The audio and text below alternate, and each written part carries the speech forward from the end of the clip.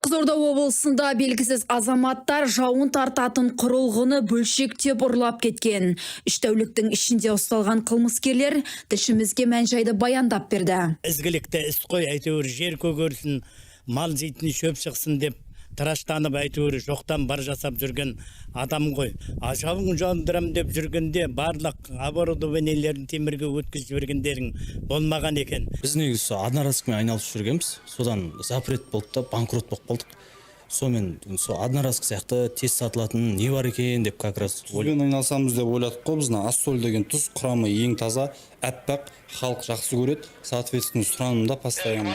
Сонымен осыны оптым алып, халыққа сату үшін первоначалка ақша керек болды да, сонымен осы аппаратты сатып, металлоломға өткізіп, тірлікті бастап кетеміз бе деп ойлағанбыз ғой. Пақанға айтпай қойыңыздар, өтініш. Бұл яптығыдық әбден шаршатты мені бар емес па? Үйде металдан металл жоқ. Бүкіл ауылға қарап өтпе болдық. Ауылда металл жоқ. Я адам құсап жұмысты өтте білмейді бұл яптығыдықтер. Ана милиция айтып жатырмын. Алған тұздарын соламайымен мылтыққа салып, көттерінен ату керек бар емес па ше? Болмаса сол жамбастарын тіліп тұздау керек. Тұзбен деп айтып жатырмын. Сөйтсем, бұл ассоль тұз екен ғой ол. Өйтіп айтуға болмайды екен ғой бұл тұз жайлы бар емес па ше? Таза, адал, киелі тұз ғой бұл деген, ассоль деген. Айгерім Ассолева, Татьяна Фасолева, ПТК арнасы.